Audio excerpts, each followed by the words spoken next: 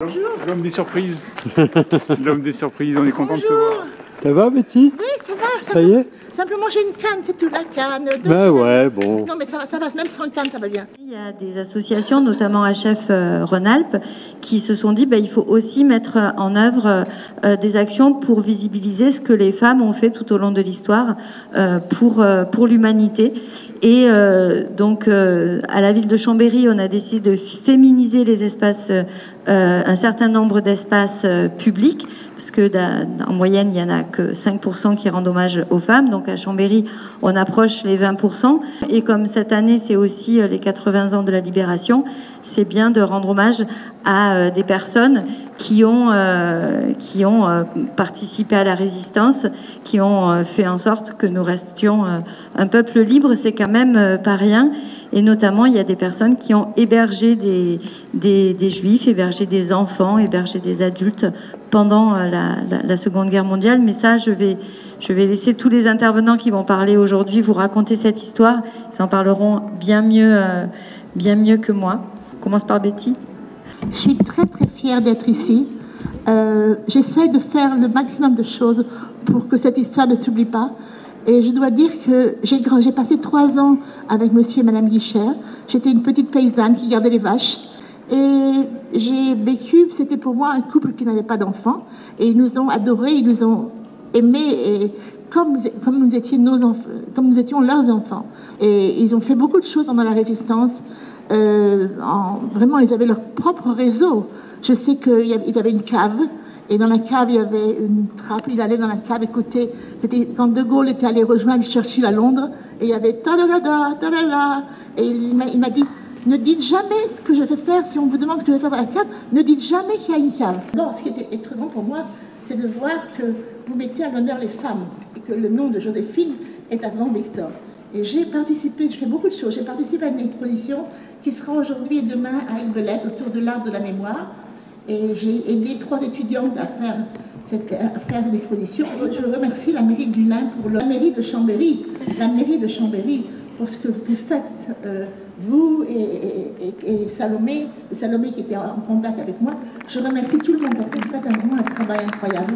Pour ce mot spontané, vivant, vécu et ce lien que tu crées entre ces événements, les Guichert et nous-mêmes, et qui nous renvoie à notre première responsabilité qui est celle de la mémoire. En mai 1940, l'étrange défaite évoquée par l'historien et martyr Marc Bloch ne fut pas seulement l'effondrement militaire d'armées mal commandées, mais aussi celui d'une société divisée, d'un peuple saigné à blanc par la précédente guerre, d'un système politique usé, d'une république qui ne croyait plus à ses valeurs. Ce fut aussi la divine surprise attendue par ceux qui haïssaient la République et la démocratie, qui haïssaient le Front populaire, les valeurs républicaines, et croyaient toujours le capitaine Dreyfus coupable. Ce gouvernement de fait, celui de Vichy, fut celui de la forfaiture, de la trahison, de la collaboration avec l'Allemagne nazie dans l'extermination des Juifs d'Europe. Abandonnant les libertés publiques et individuelles, trahissant la parole donnée aux réfugiés, Vichy promulgua dès octobre 1940 un statut des Juifs infamant, suivi d'un autre au printemps suivant. Ces lois faisaient des Juifs français et étrangers des parias, exclus de l'éducation nationale, du barreau, de la justice, de la médecine, de l'armée, des corps civils, de l'administration et de la plupart des métiers, une mort sociale qui précédait la mort physique, déchus des grades et distinctions honorifiques de leur nationalité française. Ils devaient porter l'étoile jaune et furent chassés des lieux publics, jardins, cinémas, restaurants. Le pillage de leurs biens et la spoliation de leurs avoirs enrichirent les collaborateurs. Mais de plus, la chasse aux Juifs était désormais ouverte. La tradition juive nous impose 2 impératifs. Yizkor, souviens-toi, et Al Tishkach, n'oublie jamais, car oublier les victimes et les tuer une seconde fois, comme le dit si bien Elie Wiesel.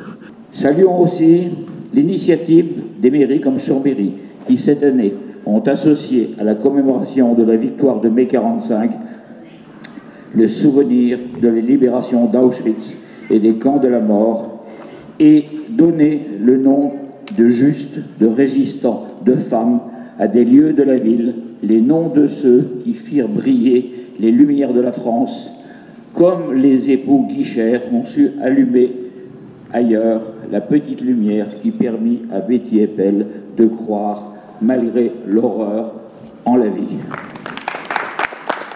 Victor Guichard n'avait fait que son devoir, il m'en a pas souvent parlé parce qu'il était très discret, mais il a dit qu'il n'avait fait que son devoir d'humanité, en quelque sorte. Et encore plus discret que lui, il y avait Joséphine, qui n'en parlait pas beaucoup, qui parlait juste de Betty et Jacques comme étant les enfants dont elle s'est occupée pendant plusieurs années. Bonjour à tous.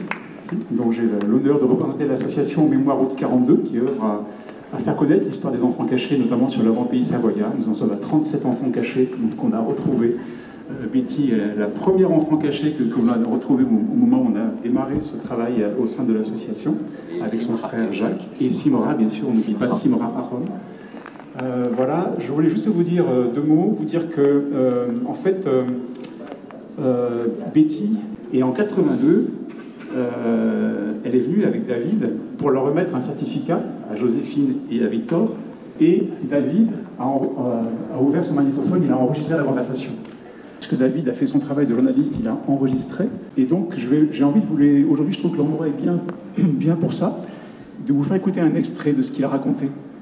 Ça nous fait plus d'honneur qu'on n'a pas eu de mérite. Oui, vous avez du mérite. Pas tant que ça. Énormément, beaucoup. Puisqu'on était ensemble, vous avez bien vu. Oui, je sais. Là, vous étiez déjà... Voyons voir. 43 ans. Vous êtes venu en quelle année? 42. 42. Vous avez resté 3 ans. 3 ans. Ça faisait en 45. Ben, c'est belle dans cette époque-là. Moi, je me souviens que la gendarmerie est venue. Je ne sais plus si c'est la Gestapo ou la gendarmerie est venue une fois. La gendarmerie. C'est la gendarmerie. C'est pas la Gestapo. Pas la Gestapo. Ah, vous nous avez cachés. Je suis dans un pétrin. Il y avait un pétrin là-bas, cette table où on met de la farine, etc. Et quand à un moment, parce qu'il n'y avait pas de boutique là, il n'y avait pas de voiture, rien. Et quand, je ne sais pas si la police ou les étudiants sont arrivés là-bas, tout d'un coup, ils ont ouvert le pétrin. Tu as bien connu Nicolas Coubler. Oui. Je ne peux pas une personne, moi je ne parle pas pour prendre quelqu'un. Alors, c'est là qu'il m'a expliqué, c'est pas une question de confort, c'est une question de vie ou de mort. Alors je dis, si c'est comme ça, bien, amenez-les, quoi. Et tu sais que vous êtes arrivé un soir, je sais, avec la tante et Nicolas. Oui, sans mon père, avec la tante. Oui.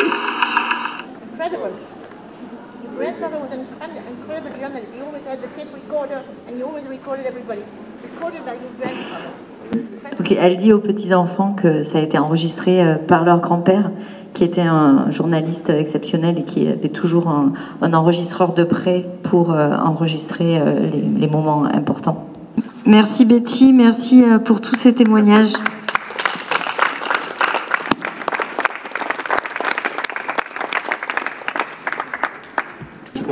Neveu de Joséphine, neveu de Victor. Et il y a Thomas qui est là. Petit neveu. Thomas est là. Ah, Thomas! Bonjour Betty. Thomas! Comment ça vous fait de voir une place Guichard là? Il n'y a pas la même Adulin. On peut toujours parler de politique. On va aller se poser sur la place? Oui, je voudrais te poser. Petite question Betty, ce qui se passe aujourd'hui à Gaza? Ce qui se passe aujourd'hui à Gaza, c'est une chose horrible. Ça veut dire que c'est à cause de ce gouvernement. On a un Premier ministre, Netanyahou, qui est vraiment un criminel. Ouais. Et c'est pas seulement lui, c'est son gouvernement où il est entouré de gens comme Ben Gvir et Smotrich, religieux extrêmes, et ils sont en train de détruire ce pays. Ils veulent prendre ce qu'ils font à Gaza, c'est horrible, en bombardant et en tuant des enfants. Et ce que je trouve horrible, c'est que nous maintenant, tout d'un coup, le monde nous accuse, nous les enfants qui ont été sauvés. Oui, c'est ça. On nous accuse nous d'être les nouveaux nazis. C'est incroyable. Mais qu'est-ce qui se passe dans la tête de Netanyahou et des autres? Netanyahou, il ne pense qu'à lui. Il ne pense seulement à lui. Il veut pas. Il sait qu'il a beaucoup de procès. Ouais. Et il devrait aller en prison. Il n'y a que la guerre qui le sauve, quoi. Voilà, il veut continuer la guerre parce que la guerre le sauve et il sait que il veut continuer la guerre aussi longtemps que possible parce que